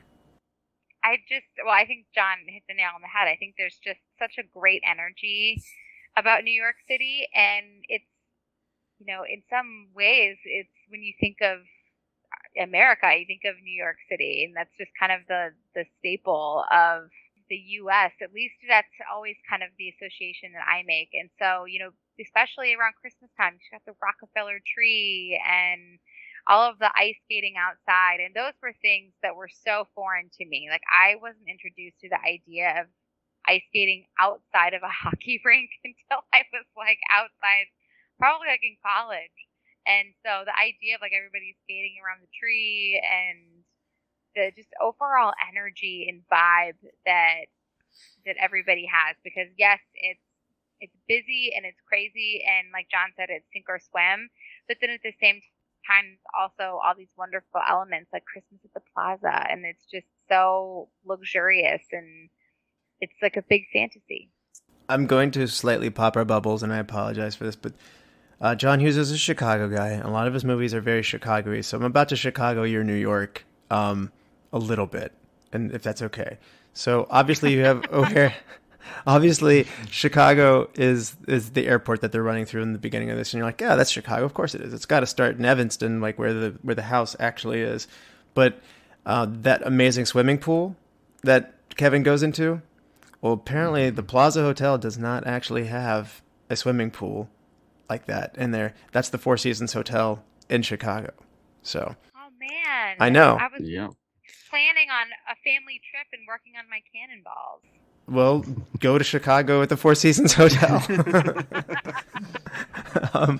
And if you want to attend a Christmas concert at Carnegie Music Hall, you might be better off to go to the Orchestra Hall in downtown Chicago as well. Hilarious. So it gets better. The Duncan's Toy Chest, the store featuring them, it is definitely based on FAO Schwartz, which is in Manhattan, New York, and is an amazing experience. As a kid, I went to FAO Schwartz. It's like multiple floors, like 6 floors of toys. It's just an experience every child should have. It's amazing. But that's not where they actually go. Surprisingly, I don't know why they couldn't get the filming there. They shot the outside of the building in Chicago at a very nice building called the Rookery. And Frank Lloyd Wright actually renovated the interior of it early in his career. It's not Wrightian in the way that you would think, but these are really Chicago-y things. And the New York, the row house, that's not like the house being renovated. It's not actually in New York either. That's actually done on a sound set stage in a back lot of in Hollywood. So they needed more control to be able to shoot the house from the angles that they needed to, and obviously to break holes and to set up this fake renovated house. So perhaps this one's more forgivable, but that's also not New York. Everything else, New York.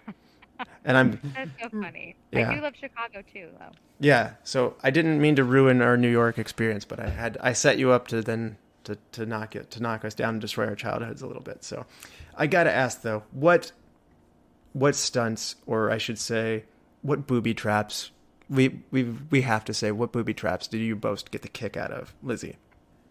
I mean, I think it feels a little bit like low-hanging fruit, but I just honestly think the electrocution, because just when you think it's going to be just kind of your run-in-the-mill electrocution scene, the fact that he literally turns into a skeleton, it's so campy in an amazing way. I love it. I remember my dad laughing hysterically at the 4th brick or like the 3rd brick, because there's the comedy rule of 3, like, Yes. and he hits him with a brick, and like Harry's like, what are you throwing bricks at us? And then he hits him again. It's Marv, and then he dodges the 3rd one, saying, you're not going to hit me with a brick. And like Marv gets hit with another one. We're out. He's out of bricks. And he throws him with a 4th one, because even as a movie watcher, you're sitting there going like, 3, that's very funny, and then you're like, nope, 4 is very funny. Whoever said you have to stop at 3 is wrong. 4 is still very funny. So John, how about you? What are some of the booby traps that made you happiest?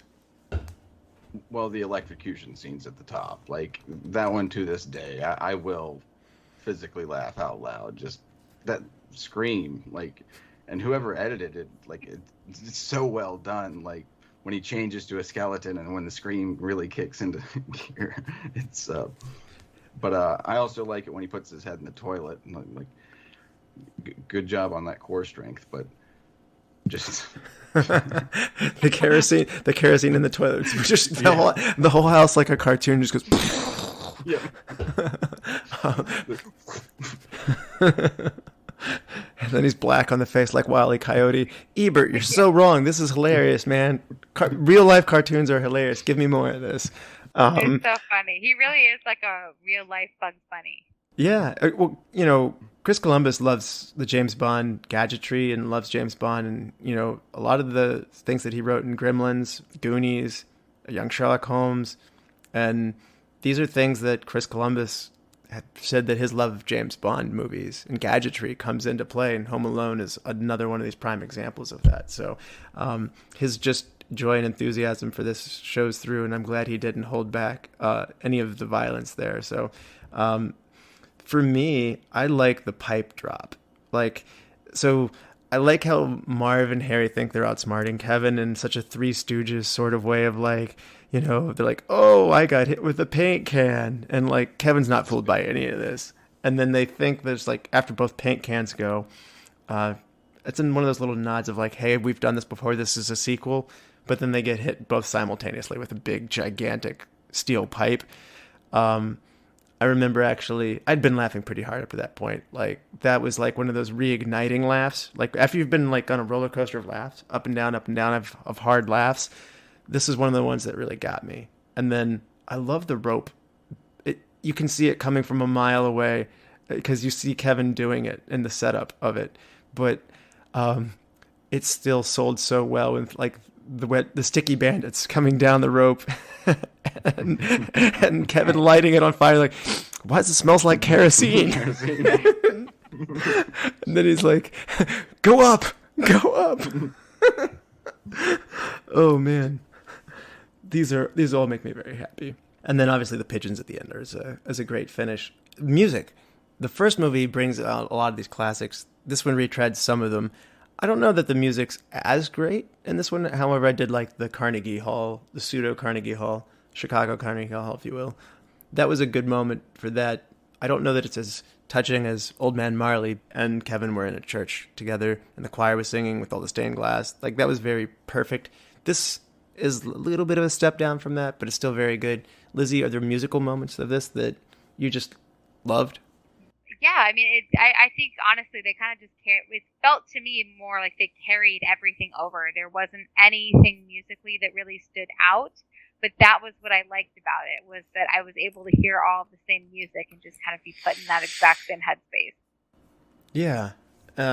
John, what is your favorite music moment from this? Ooh. Actually, probably what you were saying in the theater.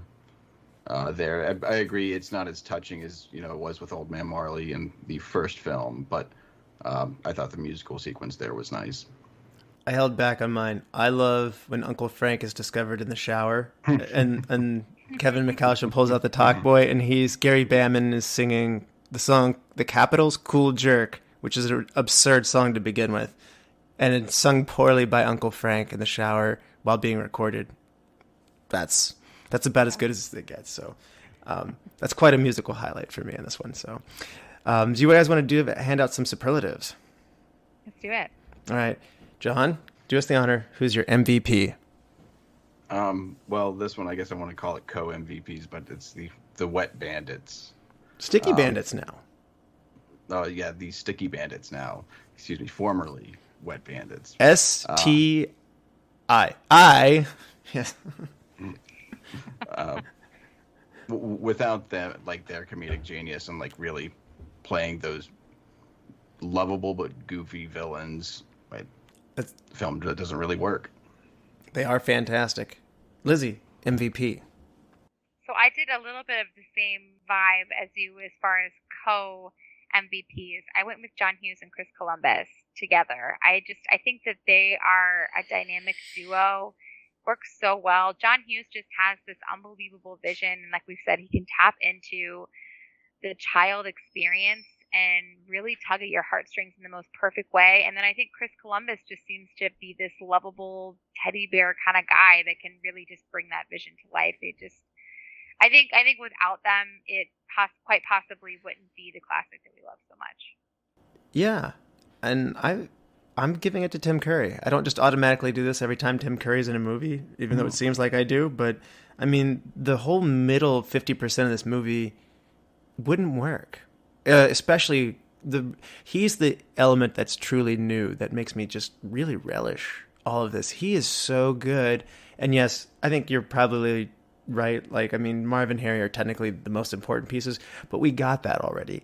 This is... What makes me still come back and watch this, in addition to just getting more Marvin and Harry, is getting Mr. Hector at the concierge. And honestly, Rob Schneider is also very funny, asking for tips and getting gum put into his hand, and getting bossed around. And it's like watching them talk together. I wanted more scenes with them. He's like, Cedric, don't count your tips like in front of the guests. I mean, like.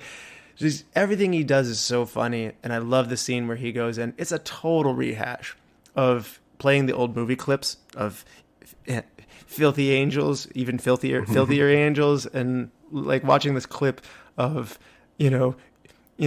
really digging into this even more absurd thing before it might be quasi-believable that that's what the pizza guy would get scared of and run away from, or that, Marv's like, I think I know that name, Snakes. But in this movie, it's just like, you've been smooching everybody. Little Mo, Harry, yeah, and Cliff.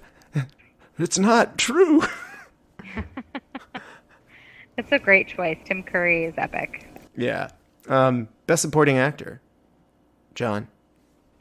Well, actually, the only other person I considered for MVP was Tim Curry, but I went with him here. I was afraid didn't know if he was in a big enough part of the movie, but he is just wonderful in this film, and that's probably the reason maybe I was even more excited about it sometimes when I was younger than the first one. But watching it again this time, when he's crawling on the floor after he thinks he's getting shot, like he's doing it so well, like in very short arm steps, but just very controlling, but screaming at the same time.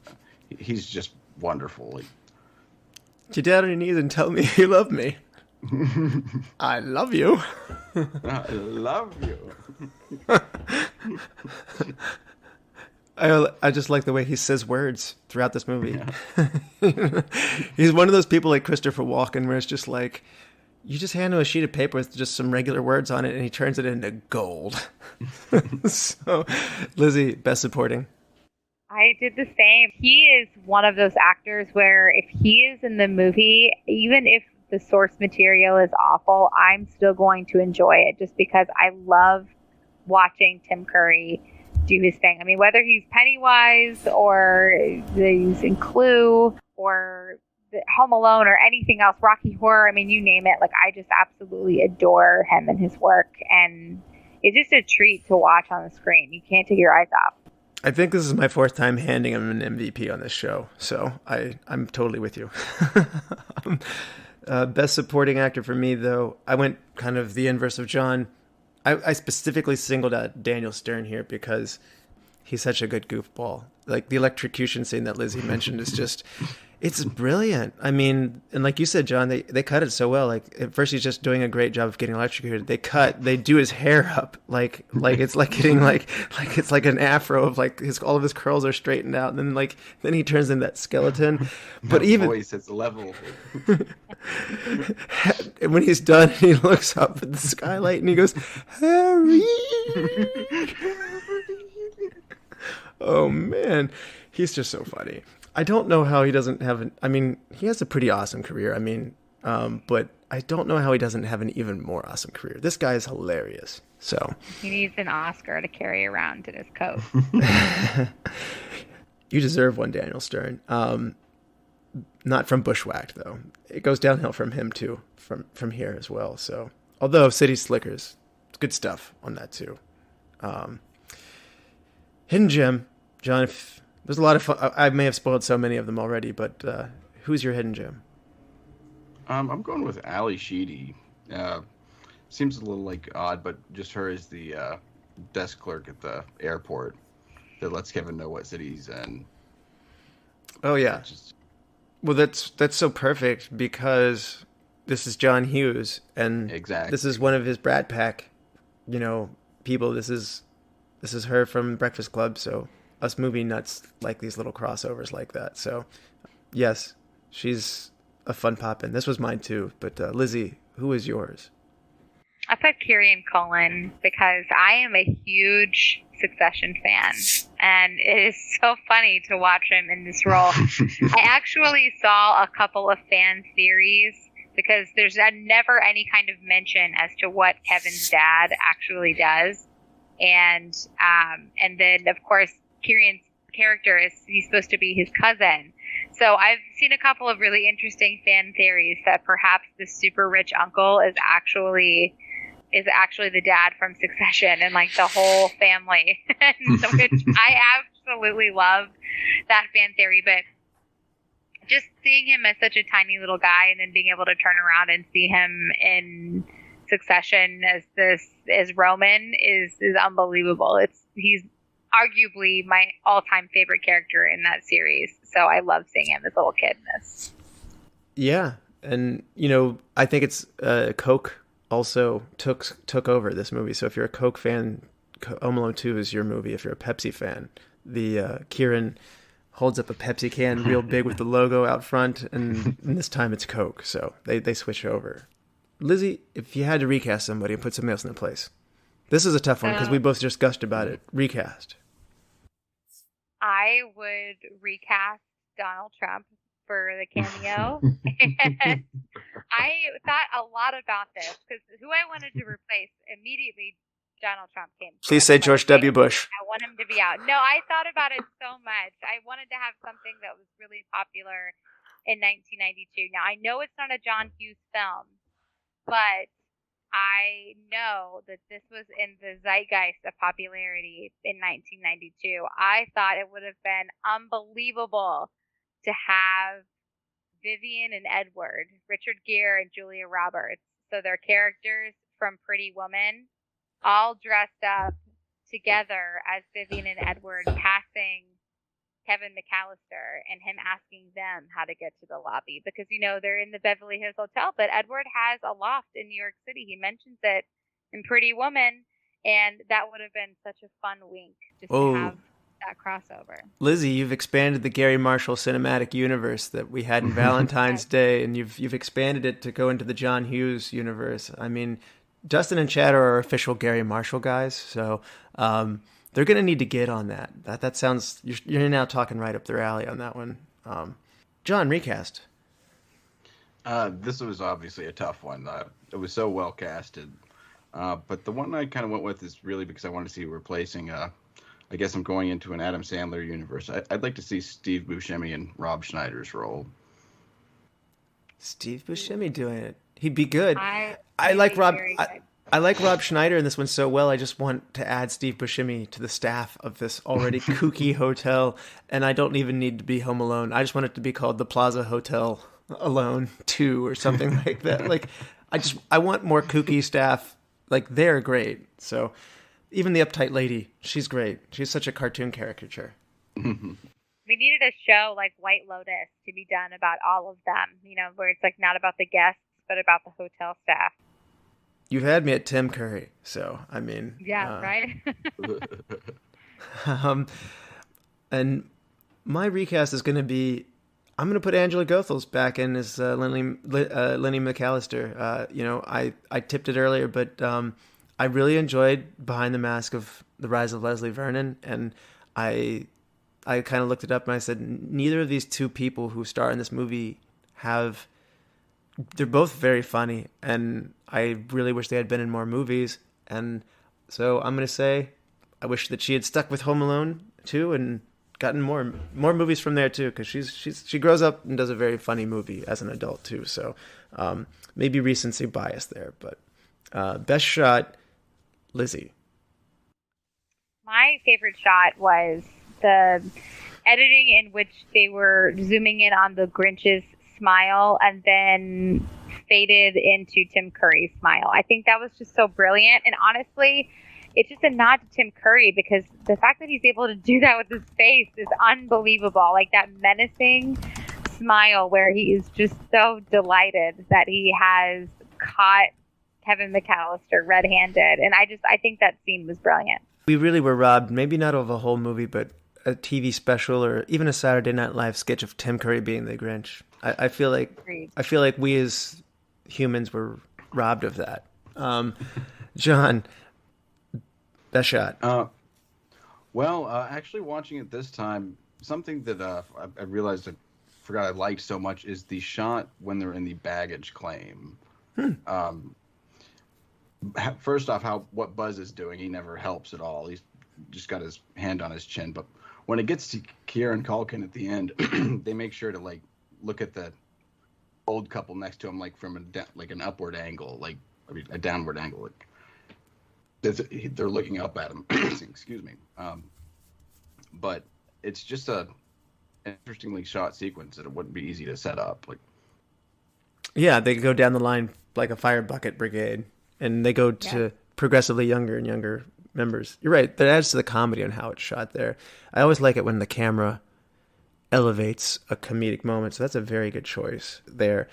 And I can't it's just, again, us millennials liking things for the way they are, but it didn't get made with this kind of presence. But seeing Kevin McAllister on top of the World Trade Center, and they pay for a very expensive helicopter at this point. I don't believe this is a computer trick, and it zooms out to show the New York skyline from the top of the World Trade Center, and there's this "it's gone" kind of feeling of like, that was the way New York was and what a fixture was on the skyline. So I'm picking this for a profound kind of feeling of, wow, when the World Trade Center appears in film, it has this like haunting kind of feeling of like, wow. So sorry to go deep on it. Yes, I'm just bringing you down now. I Chicago'd your New York, and then I reminded you of 9/11. Sorry. I mean, John. It did make me wonder what it would be like to go up to it. Yeah. That is an impressive shot. John, it's an expensive one. They had $28 million to work with, so Chris Columbus was using it. John, pick us up here, though. Best scene. I'm actually going to go with the turtle dove scene. Where Duncan gives it to him? Or when he gives it?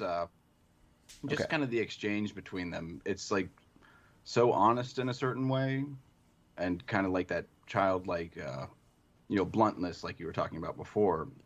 And it's just what the fund is going toward. And, Kevin does care. He does have like a good heart. He might be kind of a rebel, but, you got a guy that is, running this place and probably makes tons of money, but just does small gestures like that.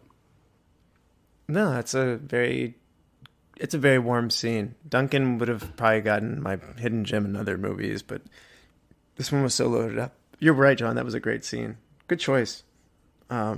Lizzie, best scene. So I put the other turtle dove scene where Kevin gives the second turtle dove to the pigeon lady. And that, when I was a kid, that stuck with me a lot.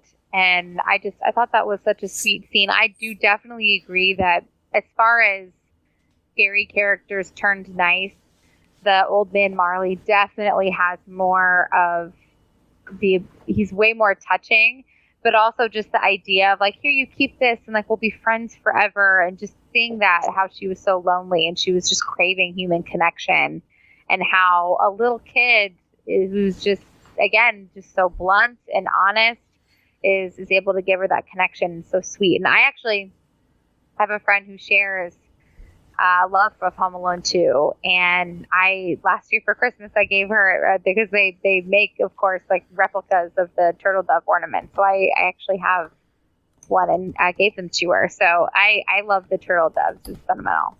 All right. That's a great choice. And you guys John has a turtle dove. Lizzie has a turtle dove. You'll forever be friends. So, that's right.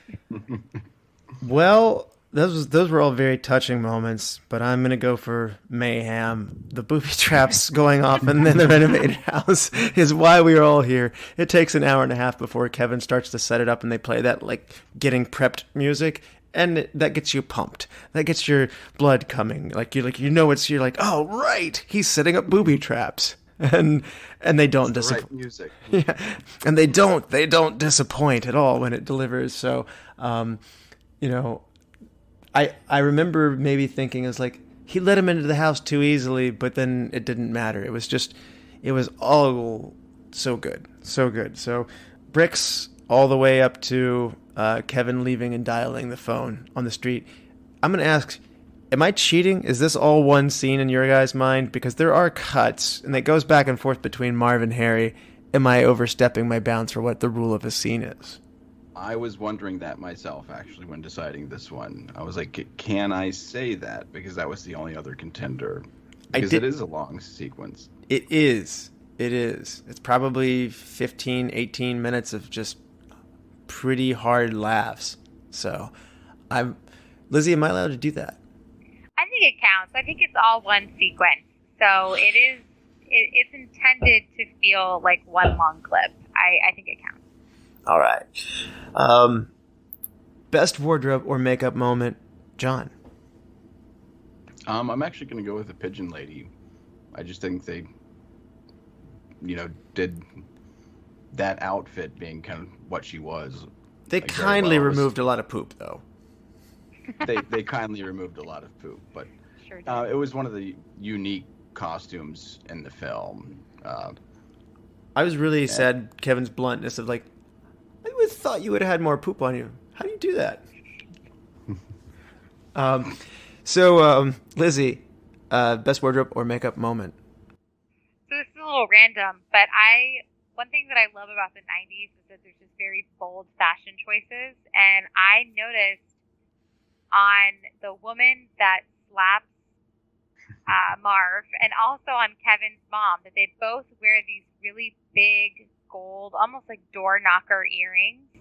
And it's such a staple of the 90s. And I gotta be honest, I want to bring it back. Like, we need to bring back the big, gaudy costume jewelry because it's just so fun. And I'm here for it. Wow. And you are right. It's like Kevin's bedspread. I think those are the things that aged for me the most in this movie, of just like Catherine O'Hara or Ali Sheedy's hair, of just like, or like you said, some of the style choices and stuff like that. Like, I mean, sometimes it's just like both of them, like they're both really beautiful women. It's just like, wow, we were really lingering in the 80s here hard. Like, I mean, there was an 80s hangover. It was for real. Like, peak 80s-ness is like at the end of the 80s, and it does show in this movie of like, it carries through. I remember Chris Columbus said that he made style choices in the first movie to not date the movie. They intentionally avoided a lot of graphic designs on shirts or things that would really date a movie to being like, oh, that's an 80s movie or an early 90s movie. So it is on his radar to, put Kevin in sweaters or things like that aren't going to like age a ton. And to his credit, I think it does for the most part work. But as you said, Lizzie, there's these moments where it's just like, wow, that hair, or like, I had Rob Schneider's hair. It just, it's just part of this, the white gloves, the hair. I mean, there's this, him holding his hand out with that really stiff, I don't know what you call this do, but it's pulled up. Like, that's a lot of volume for a man to have on top of his head. So it makes him look, I don't know, like a SpongeBob SquarePants kind of, like, it's just, it's very very blocky and stuff. And so it's like, nope, I've already got my tip from last time. And like, even as he wiggles his little head around, like, it makes it seem more animated. So something about him seems like a bobblehead. So, Other 90s-ism that we don't have anymore of names on backpacks. And this movie shows you why you don't do it anymore. Right. Oh my gosh. That was a huge thing. That one particular brand, and everybody would get I forget what it was, but everybody would put their initials or their name on the backpack. So big as a kid. Chad definitely had one of those, and his initials were CAR. And people would be like, car, beep, beep, vroom, vroom. He did not enjoy that, so don't. Poor Chad. I know. Change one thing if you had to.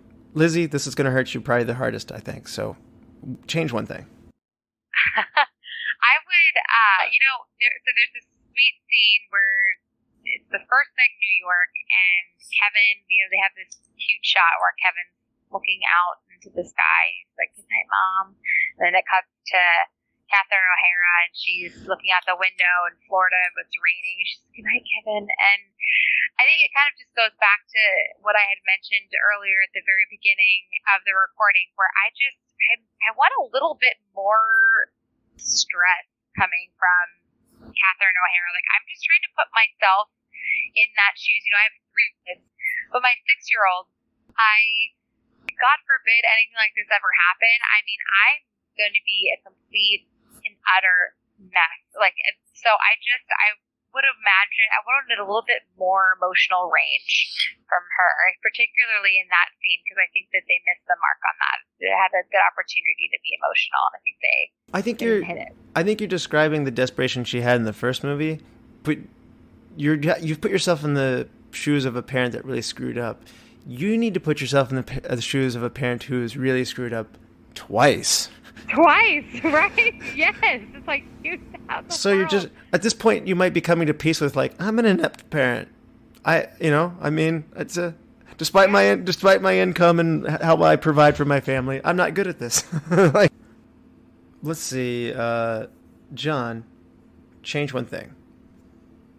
Well, so actually, one thing I think I would change is maybe where they were going, because Florida to New York, it just seems a little too accessible, and like something that kind of like you're saying, like a parent wouldn't be like scrambling to get back. Like in the first one is like France, we get the complications of that specifically. It's like there's an ocean between you, like make it a little harder, a little more feasible, that it's like there's no way you can get up there at all. Yeah. Like mine's gonna be, I want Kevin to get spotted in the airport by Marv and Harry early and run. I don't want him to make a conscious choice to be like, hey, I'm gonna go joyriding in New York. I want him to get off the airplane and in the concourse see Marv and Harry having come to New York themselves. And then he thinks he's lost them. And then they have like these little playing around, like where they almost cross paths 3 times. I think it would just be more rewarding to have Kevin think he just got away from them. And then later, that like 1/3 part of the movie where they actually do encounter each other outside of the toy store, and Kevin gives him a very good scream, by the way, which would make anybody like back off from a child screaming like that. Like, I'm not touching him. I'm not touching him. Like, that's textbook what you do as a child, by the way. So if a threatening man comes your way, that's what you do. So I want Kevin to engage with them sooner, think he got away with them, and then reconnect there. So, and then in doing so, it makes it less of Kevin choosing to run away and joyride in New York, and more of an immediate, I didn't have time to think about this. So maybe I'm thinking about it too much, but that's my change one thing. Best quote, of which there are many good ones. John. Yeah, this one was a tough one, but you can have some runner-ups too if you need. Well, one of them first is actually his recording when he's booking the hotel, and specifically when he says, "This is Peter McAllister, the father." It's like, even when I was a kid, I was like, "Who adds that in? Like, why would you do that?" The father. But and it's also just one of my favorite exchanges is when Kevin's talking about when Uncle Frank's in the shower and what he says to him, the parents' reaction. He said, "Whatever that means." Like, that's. These are good ones. Lizzie, best quote. I gotta say, I just love the scream when it's because it's a classic callback from first Home Alone when Johnny, you'd mentioned this before, the little sequence with the bags at baggage claim where it's like, oh, this is Kevin's, and then they make their way back of Kevin's not here, and then finally when it finally dawns on them, like, Kevin! And then she just falls over, because it's just the perfect callback. It's the same as the Wet Bandits and the music and just kind of all the things, pulling it all in together to give you the experience you want. Well, I'm surprised neither of you guys picked "It's down the hall and to the left." So,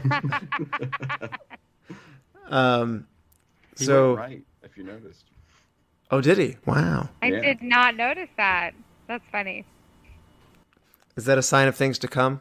Because he was a lifelong Democrat at that point so he said to go left, but then he went right. No? Yeah. Mine is going to be the,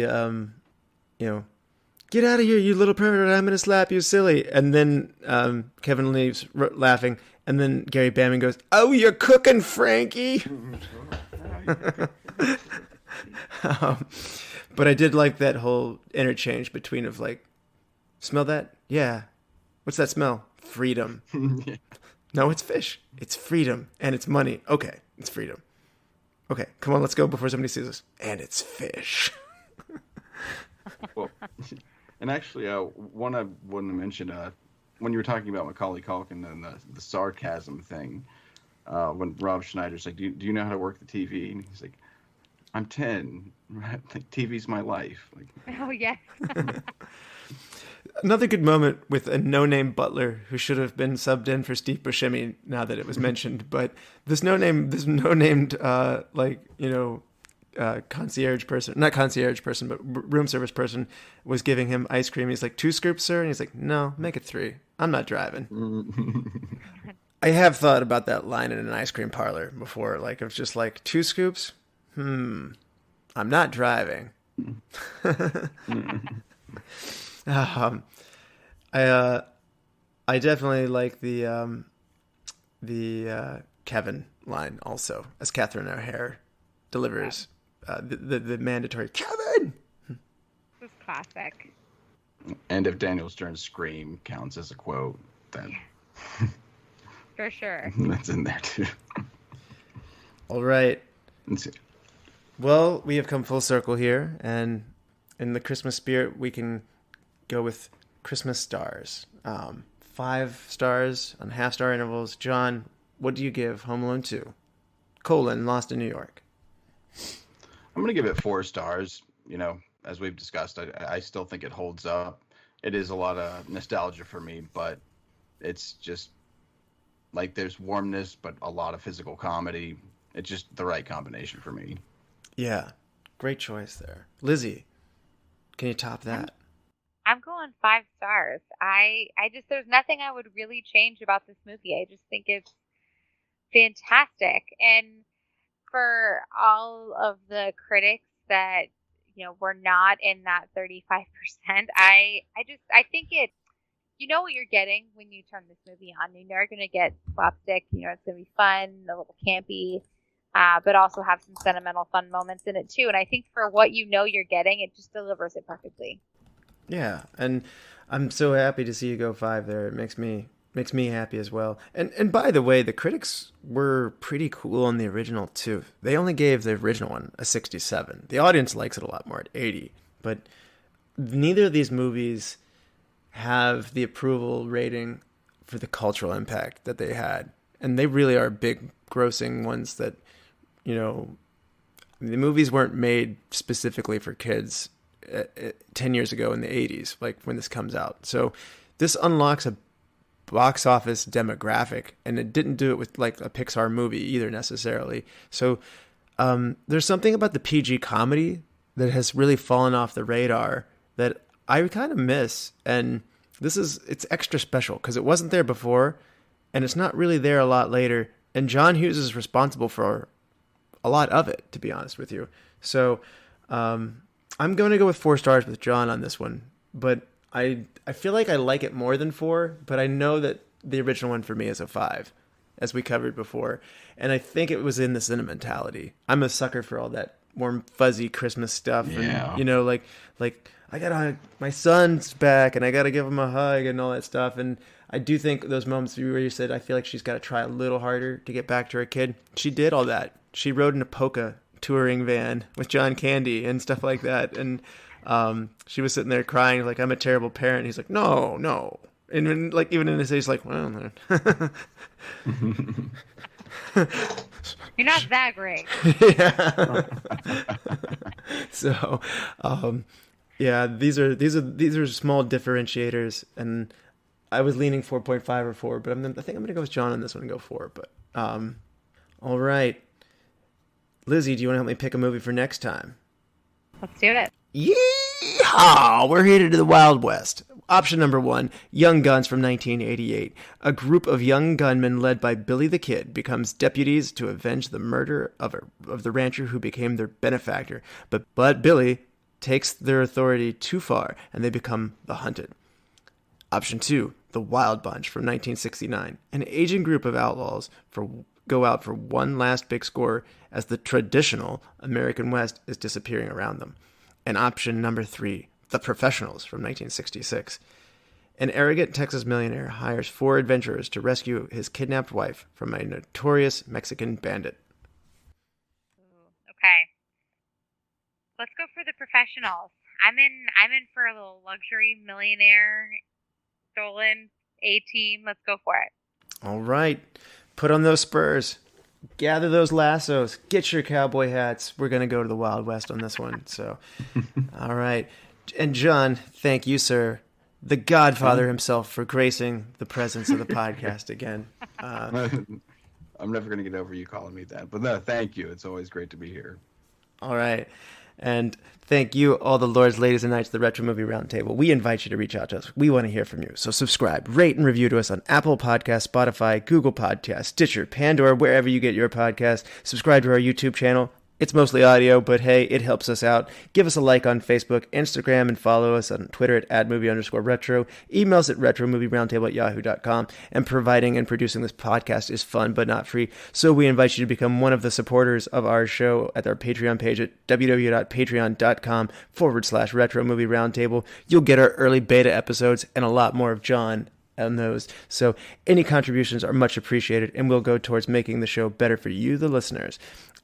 As always, thank you for listening. Be good to each other and watch more movies. Lizzie? If you think this is big, wait till you see the toast. I couldn't even get it through the door.